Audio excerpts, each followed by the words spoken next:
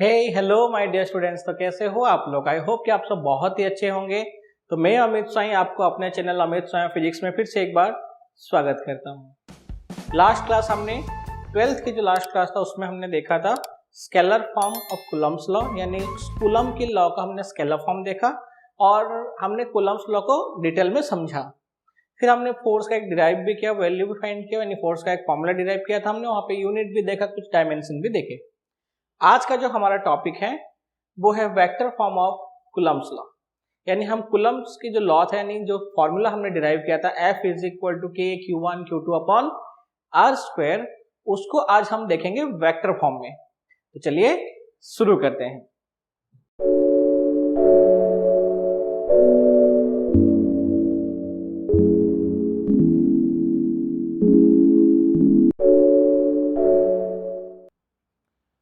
Okay, तो सबसे पहले आता है यहाँ पे कि कूलम्ब्स जो फोर्स है, यानी जो इलेक्ट्रोस्टैटिक फोर्स है जो अप्लाई होता है टू चार्ज पार्टिकल के बीच में, ये कैसा होगा। तो सपोज करो मेरे पास टू चार्ज पार्टिकल है, एक ये हो गया Q1, लास्ट क्लास में हमने देखा था, एक ये चार्ज पार्टिकल था Q2। हमने लास्ट क्लास में इसके बारे में डिस्कस नहीं किया कि यहाँ पे रिपल्सिव फोर्स का डायरेक्शन क्या होगा, अट्रैक्टिव फोर्स का डायरेक्शन क्या होगा, क्योंकि हमने उसको तो स्केलर फॉर्म में देखा था, इसलिए उसको वहां पे डिस्कस करने की कोई जरूरत नहीं भी थी। तो फिलहाल यहाँ पे हमारे पास टू चार्ज पार्टिकल हैं Q1 एंड Q2। अब सपोज करो कि Q1 जो है वो Q2 पे फोर्स अप्लाई कर रहा है। कौन? ये जो Q1 है वो Q2 के ऊपर फोर्स अप्लाई कर रहा है, यानी कौन? Q1 फोर्स अप्लाई कर रहा है Q2 पर। तो ये कंडीशन में क्या होगा, ये इस पे फोर्स अप्लाई कर रहा है, हम ये बोल रहे हैं, यानी मैं कहूंगा कि F21 यानी कि 2 के ऊपर जो है वो 1 से फोर्स अप्लाई हो रहा है, यही है ना। ओके, तो सेम टू सेम Q2 जो है वो Q1 पे फोर्स अप्लाई कर रहा है, ऑब्वियसली कर रहा है, क्योंकि अगर ये इस पे फोर्स अप्लाई कर रहा है, इसके पास अमाउंट ऑफ चार्ज है, तो ये भी तो एक अमाउंट ऑफ चार्ज है, तो ये भी क्या कर रहा है, ये भी इसके ऊपर फोर्स अप्लाई कर रहा है। कितना? तो F12 फोर्स अप्लाई कर रहा है, यानी कि 1 के ऊपर फोर्स अप्लाई हो रहा है, कहां से? 2 से। बहुत सिंपल था, क्लियर सा फंडा है यहाँ पे, है ना। तो 1 के ऊपर फोर्स अप्लाई हो रहा है 2 से, 2 के ऊपर फोर्स अप्लाई हो रहा है 1 से। अब अगर मैं कहूं कि कूलम फोर्स की वैल्यू में, यानी कि मैग्नीट्यूड फाइंड करो फोर्स का, तो एट अ सिंगल टाइम हम क्या कर पाएंगे, किसी एक का किसी दूसरे पर फोर्स फाइंड करेंगे, यानी कि या तो मैं फाइंड करूंगा 1 से 2 पर, या मैं फाइंड करूंगा 2 से 1 पर। ठीक है, उसको भी हम लास्ट में प्रूव करेंगे कि अगर ऐसा होता तो क्या होगा। ओके, तो देखते हैं नेक्स्ट। अब इसको हम थोड़ा ग्राफ में देखेंगे, वेक्टर है ना, तो कार्टेशियन में हम इसको समझेंगे। तो इतना तो क्लियर हो गया ना, कौन अप्लाई कर रहा है? 1 2 पे अप्लाई कर रहा है और 2 1 पे अप्लाई कर रहा है। अब सेकंड आते हैं यहाँ पे, ग्राफ से पहले एक और थोड़ा सा हम पॉइंट देखते हैं कि यहाँ पे कैसा कैसा फोर्स लग रहा है। देखो, ये जो Q1 है जो फोर्स अप्लाई कर रहा है Q2 पर, अब ये Q1 इस Q2 को अपनी तरफ अट्रैक्ट कर सकता है ना, या ये Q1 इस Q2 को यहां से रिपल कर सकता है, यानी 2 को वो अपनी तरफ अट्रैक्ट करेगा या 2 को वो अपने से क्या करेगा, दूर भेजेगा, यानी रिपल करेगा। तो दो कंडीशन यहाँ पे प्रोड्यूस होता है कि या तो वो अट्रैक्ट करेगा या फिर वो क्या करेगा, उसको रिपल करेगा। तो इन दोनों कंडीशन को हम कार्टेशियन में देखेंगे, समझेंगे और फिर छोटा सा एक डेरिवेशन उसको क्लियर करेंगे। ओके, तो नेक्स्ट आता है कार्टेशियन कोऑर्डिनेट सिस्टम। ये आपको बहुत अच्छे से पता है, 11th में आप समझे ही होंगे, वरना 11th के आप मेरे क्लास में ज्वाइन कर सकते हो अगर आप उन कुछ टॉपिक्स को क्लियर करना हो तो सपोज ये हो गया Cartesian coordinate system, X axis H dash, Y axis Y dash, और ये हो गया ओरिजिन। अब इस कार्टेशियन कोऑर्डिनेट सिस्टम के अंदर सपोज करो टू चार्ज पार्टिकल है, एक ये हो गया Q1, एक चार्ज पार्टिकल ये है Q2। Q1 की जो ओरिजिन से जो पोजीशन वेक्टर है, थोड़ा इधर ले लेते हैं। ओके, तो ये हो गया वेक्टर R1 और इसका जो पोजीशन वेक्टर है वो सपोज कितना है R2। यानी कार्टेशियन तो आपको अच्छे से क्लियर हो गया होगा, चैप्टर नंबर 4 11th के क्लास है ना। ऐसे भी लॉकडाउन था, ऑनलाइन में आपने पढ़ा होगा नो डाउट। तो कार्टेशियन कोऑर्डिनेट सिस्टम के अंदर ये दो टू चार्ज पार्टिकल्स को हम हमेशा, यानी किसी भी पार्टिकल्स को या किसी भी ऑब्जेक्ट को अगर हम कार्टेशियन में प्रेजेंट करते हैं तो उसको हमेशा हम ऑब्जर्व करते हैं कहां से, ओरिजिन से। तो ओरिजिन से जो दोनों का पोजीशन है, Q1 के लिए हमने कहा कि सपोज कितना है, R1 है, और Q2 के लिए जो पोजीशन वेक्टर है कितना है, R2 है। क्लियर। अब यहाँ पे टू कंडीशन है, हमने देखा था अभी थोड़ी देर पहले। क्या होगा, ये 1 जो है वो 2 के ऊपर फोर्स अप्लाई करेगा, इसके ऊपर, और ये फोर्स का डायरेक्शन इसी डायरेक्शन में होगा, F21, यानी the force on Q2 due to Q1, यही है। और सेकंड है, ये Q2 Q1 के ऊपर फोर्स अप्लाई करेगा, कौन सा, F12, ये होगा, ठीक है ना। ये फोर्स अप्लाई हो रहा है। और मैंने क्या कहा, अगर एक सिंगल टाइम की हम बात करें तो ऐसे कंडीशन में हम क्या कर सकते हैं, कोई एक वैल्यू फाइंड कर पाएंगे। या तो मैं फाइंड करूंगा 1 का 2 के ऊपर फोर्स, या मैं फाइंड करूंगा 2 का 1 के ऊपर फोर्स, है ना। अलग अलग कंडीशन हम दोनों फाइंड करेंगे, कंपेयर भी करेंगे, लेकिन एक सिंगल टाइम में एक बार में मैं क्या करूंगा, 1 का 2 के ऊपर फोर्स या 2 का 1 के ऊपर फोर्स। अब यहां पे मैं जो दो कंडीशन की बात कर रहा था, क्या था वो ये कि ये 2 क्या करेगा, 1 को अगर रिपल करता है तो वो फोर्स का डायरेक्शन कुछ ऐसा होगा, है ना। F जो 1 के ऊपर फोर्स अप्लाई हो रहा है 2 से, ये F12, यानी 2 जो है 1 को रिपल कर रहा है ये डायरेक्शन में। सेम टू सेम अगर मैं यहां फाइंड करूंगा तो मुझे मिलेगा F21। ये जो फिगर है मुझे प्रेजेंट कर रहा है कि Q1 और Q2 जो है एक दूसरे को रिपल कर रहे हैं। और किस कंडीशन में रिपल करते हैं, जब ये दोनों सेम चार्ज होते हैं, है ना। अगर दोनों सेम चार्ज है, यानी दोनों पॉजिटिव पॉजिटिव है या दोनों नेगेटिव नेगेटिव है, तो ये कंडीशन में 2 जो है वो 1 को फोर्स अप्लाई कर रहा है, रिपल कर रहा है ये डायरेक्शन में, और 1 जो है 2 को वो रिपल कर रहा है ये डायरेक्शन में। सिमिलरली अगर ये अट्रैक्टिव फोर्स होगा तो कैसा होगा, अगर अट्रैक्टिव होगा तो फिगर कैसा ड्रॉ होगा हमें, यानी दोनों का सपोज के ऑपोजिट साइन वाले फोर्सेस है। तो देखो ये डायरेक्शन में 1 जो है 2 को अपनी तरफ अट्रैक्ट कर रहा है, तो मैं यहां पे लिखूंगा F21, यानी ये क्या हो रहा है इस बार, Q1 Q2 को अपने तरफ क्या कर रहा है, अट्रैक्ट कर रहा है। और अगर मैं ऐसा ड्रॉ करता हूं F12, तो ये प्रेजेंट कर रहा है कि 2 जो है 1 को अपनी तरफ क्या कर रहा है, अट्रैक्ट कर रहा है। क्लियर हो गया। तो ये हो जाएगा फोर्स का डायरेक्शन। अगर हमें पूछता है कि पॉजिटिव है नेगेटिव है, ऐसे कंडीशन में उसका डायरेक्शन के साथ फोर्स प्रेजेंट करो, तो हम ऐसे प्रेजेंट कर सकते हैं। क्लियर हो गया। ओके, तो तुम ऐसे दो फिगर ड्रॉ कर सकते हो अलग अलग, जिसमें तुम दिखा सकते हो कि एक अट्रैक्ट हो रहा है, एक रिपल हो रहा है, या फिर आप उसको नहीं भी ड्रॉ करोगे लेकिन गर्मी से नहीं बच पाओगे। ओके, तो देखते हैं। तो सपोज करो कि हम फिलहाल बात कर रहे हैं फोर्स 1 के वजह से कहां के ऊपर, 2 के ऊपर। तो सपोज फोर्स अप्लाई हो रहा है यहां से यहां पर, तो तुम ऐसे सिंगल फिगर भी ड्रॉ कर सकते हो, force on 2 due to 1।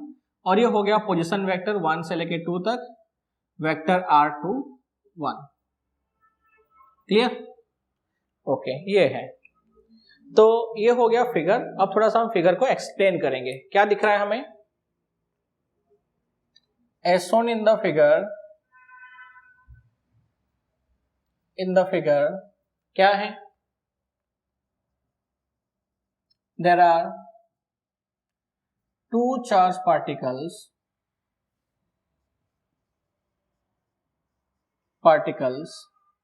Q1 and Q2 placed in Cartesian coordinate system। ठीक है। The position vectors of Q1 and Q2 are vector R1 and R2 respectively। ठीक है। So therefore let the Coulomb force applied on Q2 due to Q1 is vector F21। कितना force apply हो रहा है? तो Q2 के ऊपर force apply हो रहा है, कहां से? Q1 से। और जो फोर्स अप्लाई हो रहा है उसकी जो मैग्नीट्यूड है, जो फोर्स की वैल्यू है वो कितना है? F21 है, और वेक्टर फॉर्म में कितना है? वेक्टर F21 है। क्लियर हो गया? Okay, next. क्लियर हो गया ना? आपको इतना समझ में आ ही गया होगा, सिंपल था, है ना? So now according to Coulomb's law क्या मिलेगा हमें? Vector F21 is equal to K Q1 Q2 upon mod R square, कहां से कहां तक? 21 इंटू R21 कैप। अब ये R21 कैप क्या है? तो आपको पता है कि यूनिट वेक्टर को प्रेजेंट कर रहा है, जो दिखा रहा है कि F21 की डायरेक्शन कौन सी होगी, है ना? अब इसको आप ऐसे भी प्रेजेंट कर सकते हो, क्योंकि आपको याद होगा वेक्टर इज इक्वल टू क्या होता है? मोड इंटू आर कैप, यानी कि यूनिट वेक्टर के साथ हम प्रेजेंट कर सकते हैं इसको। तो इसको भी मैं लिख सकता हूं vector F21 is equal to mod of vector F21 into R21 cap. Clear? ये भी प्रेजेंट कर सकते हैं। तो इसको हम ले लेते हैं इक्वेशन नंबर 1, ये वाले टर्म्स को। तो अब क्या है? नाउ क्या? R21 vector R21 is equal to क्या होगा? Vector R2 minus vector R1, ये होगा। गुड। फिर हमारे क्या चाहिए? R21 cap. तो मुझे क्या मिलेगा? वेक्टर R21 फॉर्मूला याद रखना, बहुत सिंपल सा, वेक्टर अपॉन मोड, ऐसे याद रख लो तो आपको क्या होगा? फैमिलियर लगेगा और जल्दी से याद हो जाएगा। तो वेक्टर अपॉन मोड, तो vector R21 upon mod R21, तो इसको मैं लिख सकता हूं R21 cap is equal to R2 minus R1 upon mod of R2 minus R1। Clear हो गया? सो देयरफॉर फ्रॉम इक्वेशन 1, यानी इक्वेशन 1 से वापस हम सॉल्व कर रहे हैं, जो इक्वेशन 1 हमने अभी लिखा था उसके बेसिस पे क्या हो जाएगा? F21 is equal to K की वैल्यू में पुट कर सकता हूं 1 अपॉन 4 पाई एप्सिलॉन नॉट। आपको याद होगा हमने लास्ट क्लास में इसको सॉल्व किया था, नहीं तो मैं आई बटन पे लिंक दे दिया हूं, आप वहां से देख सकते हैं। इनटू कितना है? Q1 Q2 upon mod of R2 minus R1, vector R21 is equal to R2 minus R1 square, into कितना है? R21 कैप, और कैप की value R2 minus R1 upon mod of R2 minus R1, यही है। तो mode R2 minus R1, mode R2 minus R1, तो क्या हो गया यहाँ पे? तो हमें मिला F21 is equal to 1 upon 4 pi epsilon naught Q1 Q2 upon mod R2 minus R1 whole cube into R2 minus R1। Clear हो गया? और इसको हम कहेंगे यहाँ पे क्या? तो इसको हम कहेंगे यहाँ पे vector form of Coulomb's law. इसको आगे हम थोड़ा सा और प्रूफ भी करेंगे, तो यहां तक तो हो गया ये vector form of Coulomb's law. बहुत गर्मी है, आप कोई कुछ पूछेंगे इतनी गर्मी है तो ये क्यों पहने? अभी रीजन है एक्चुअली में क्या है ना, इसके वजह से नहीं है, गर्मी तो लाइट की वजह से है। हाँ, इसके वजह से है थोड़ा बहुत, लेकिन मेन जो है वो लाइट से है। ओके, और ये थोड़ा प्रोफेशनल लगता है ना। ओके, तो देखो, तो हो गया क्लियर आपको? ये हो गया वेक्टर फॉर्म। अब हमें क्या करना है? सपोज करो हमने यहाँ पे जो फोर्स फाइंड किया है वो हमने फाइंड किया Q2 के ऊपर, फोर्स फाइंड किया हमने कहां से? Q1 से, means force on Q2 due to Q1।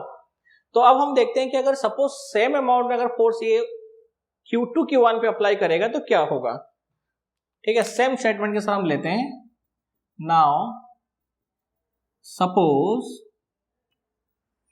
Force on, इस सटर ने बहुत परेशान किया है, force on Q1 due to Q2, तो हम डायरेक्ट सॉल्व कर लेते हैं। तो क्या होगा? F12 is vector F12. So vector F12 is equal to 1 upon 4 pi epsilon naught Q1 Q2 upon mod R12 square into R12 cap. ये होगा इक्वेशन नंबर 3। इसको हम ले लेते हैं इक्वेशन नंबर 2। ओके, तो यही मिलेगा हमें, सिंपल सा था, है ना, यही मिल रहा है। अगर ये है तो हमें क्या मिलेगा, अभी हमने थोड़ी देर पहले ही देखा था कि R21 कितना है, तो सेम टू सेम मैं अगर R12 करूंगा तो कितना होगा, vector R12 is equal to mod of R1 minus R2, यानी कि R1 माइनस R2 ऐसे लिख लो। और R12 कैप की वैल्यू मुझे कितनी मिल जाएगी, तो वो मिल जाएगा R1 माइनस R2, मैं शॉर्ट में लिख दे रहा हूं क्योंकि सेम टर्म्स है, हमने अभी इसको लिखा है, सॉल्व किया है, अपॉन क्या हो जाएगा, mod of R1 minus R2। Clear?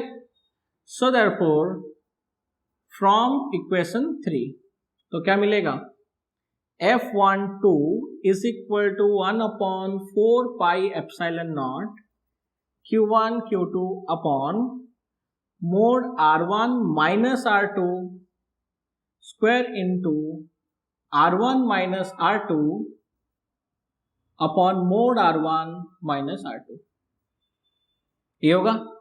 अब देखो यहां पे फिर से मल्टीप्लाई, सेम टर्म आ रहा है, तो क्या मिल रहा है हमें, 1 upon 4 pi epsilon naught F12 is equal to Q1 Q2 upon R1 minus R2 cube into R1 minus R2, ये मिल रहा है।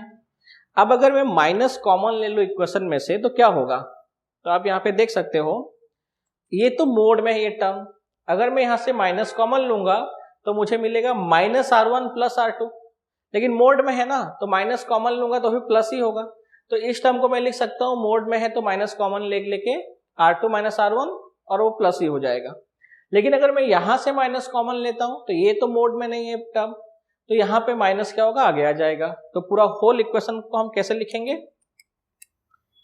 F12 इज इक्वल टू मुझे मिलेगा minus 1 upon 4 pi epsilon naught Q1 Q2 upon, देखो ये mode में था तो मैंने माइनस कॉमन लिया तो कुछ फर्क नहीं पड़ा इक्वेशन में, क्योंकि वो मोड में है, मतलब अगर मैं -2 को मोड में लिखूंगा तो 2 ही रह जाएगा ना यहाँ पे, तो यहां से मैं माइनस कॉमन लूं या नहीं लूं उससे तो कुछ फर्क पड़ने वाला है नहीं, तो इसको मैंने लिख दिया डायरेक्ट R2 माइनस R1।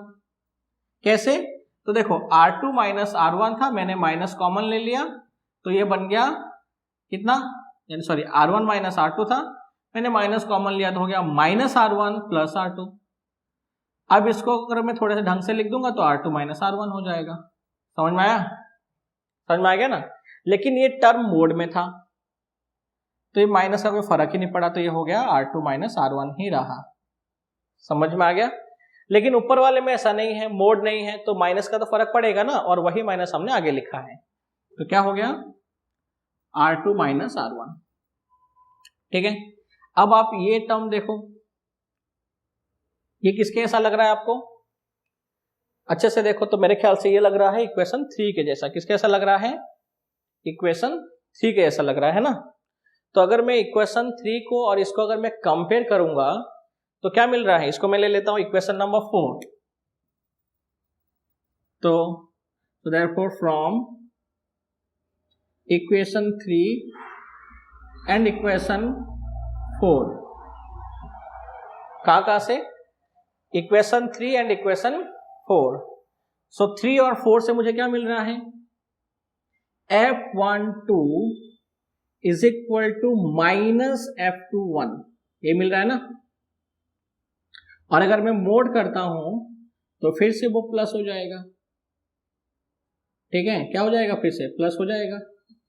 तो मुझे क्या मिला, F21 is equal to F12, magnitude में जो है वो सेम मिल रहा है, देखो दोनों इक्वल है, लेकिन डायरेक्शन कैसा है, ये जो माइनस है ये प्रेजेंट कर रहा है कि दोनों ऑपोजिट है, यानी कि Q1 Q2 पे अगर ये डायरेक्शन में फोर्स अप्लाई कर रहा है तो Q2 Q1 पे ये डायरेक्शन में अप्लाई करेगा, लेकिन दोनों के जो फोर्स की वैल्यू होगी वो इक्वल मैग्नीट्यूड का होगा, यानी हमें मिला फाइनली द कूलम्ब फोर्स और the electrostatic force between two charge particle, two charge particles is क्या है, equal in magnitude but opposite in direction. और ये प्रेजेंट कर रहा है क्या, this force is two body force. कैसा फोर्स है ये, टू बॉडी फोर्स है, ठीक है। और ये टू बॉडी फोर्स जो है किसको प्रेजेंट करता है, कूलम्ब्स लॉ को प्रेजेंट, सॉरी न्यूटन्स लॉ को भी प्रेजेंट करता है। तो इस तरह से ये जो कूलम्ब्स लॉ है ये बेस है किसके ऊपर, तो ये बेस है न्यूटन्स लॉ के ऊपर, या न्यूटन्स थर्ड लॉ के ऊपर भी बेस है, तुम कह सकते हो, क्योंकि टू बॉडी फोर्स है। तो आई होप कि बहुत ही सिंपल सा था ना, डेरिवेटिव था और ये पूरा क्लियर हो गया। एक बार आप समझ लो, फिर से एक बार देख लेते हैं। तो आई होप अपने इसको वीडियो को पॉज करके इसको नोट कर लो पहले। तो नोट कर लिया 5 के काउंट में, 1 2 3 4 5। ओके देखो, हमने कहा यहाँ पे Q1 जो है वो Q2 के ऊपर फोर्स अप्लाई कर रहा है। कितना फोर्स अप्लाई कर रहा है, 2 1 फोर्स। अभी यहाँ पे क्वेश्चन आता है कि अट्रैक्टिव है कि रिपल्सिव है। अगर अट्रैक्टिव या रिपल्सिव हमें मेंशन करता है, तो अभी हमने पहले स्टार्टिंग में देखा था फिगर, रिपल्सिव होगा तो इस तरह से हम वेक्टर ड्रॉ करेंगे जो प्रेजेंट करेगा रिपल्सिव फोर्स को, और अट्रैक्टिव होगा तो वो ऐसे जाएंगे, यानी कि इसका जो फोर्स होगा ये डायरेक्शन में होगा और इसका इसके ऊपर जो फोर्स होगा वो इसके डायरेक्शन में, यानी जो जिसके ऊपर फोर्स अट्रैक्शन लगाएगा उसके डायरेक्शन में होगा, है ना। और रिपल्सिव होगा तो Q1 का जो फोर्स होगा Q2 पे वो इधर जाएगा और Q2 का जो Q1 पे फोर्स होगा वो इधर जाएगा, क्योंकि ये इसे पीछे भेजेगा, ये इसको पीछे धकेलेगा। तो इस तरह से क्या होगा, जो रिपल्सिव होगा उसका डायरेक्शन इस तरह से होगा और जो अट्रैक्टिव होगा उसका डायरेक्शन इस तरह से होगा, ठीक है। तो फिर हमने ये फिगर ड्रॉ किया, उसके बेसिस पर थोड़ा सा स्टेटमेंट लिखे, ये आप समझ सकते हो, अपने से लिख सकते हो। फिर हमने कहा कूलम्ब्स लॉ। अब कूलम्ब्स लॉ क्या था, F is equal to K Q1 Q2 upon R square. हमने वेक्टर में सो प्रेजेंट किया, तो इसका डायरेक्शन हमने प्रेजेंट किया R21 कैप से, यानी यूनिट वेक्टर से। फिर हमने कहा कि ये कौन है, तो ये मैग्नीट्यूड है F है इंटू R कैप। अब इसकी वैल्यू हमने फाइंड किया कि R21 कितना है, तो R2 minus R1, R21 cap कितना है, तो R21 vector upon mod of R21। Finally हमने सॉल्व करके इक्वेशन लिखा, F21 is equal to 1 upon 4 pi epsilon naught Q1 Q2 upon R2 minus R1 whole cube into R2 minus R1। अब हमने कहा कि सपोज कि अगर ये फोर्स उल्टा लग रहा हो, तो यानी कि 1 से 2 पे ना लग के 2 से 1 पे लग रहा हो, तो हमने डिराइव किया। तो फिर हमें देखा कि दोनों फोर्स क्या हो रहा है, मैग्नीट्यूड में सेम मिल रहा है, लेकिन जो डायरेक्शन है दोनों फोर्सेस की वो अपोजिट है। तो हमने एक स्टेटमेंट लिखा कि द कूलम्ब फोर्स या electrostatic force between the two charge particles is equal in magnitude but opposite in direction. Force कैसा है, टू बॉडी फोर्स है।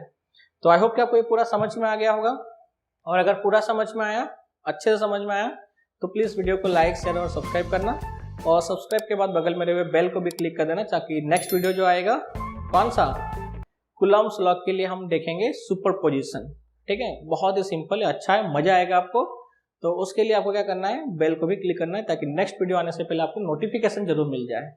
तो तब तक के लिए गुड बाय, घर पे रहें, सुरक्षित रहें, stay at home and be safe. So thank you very much.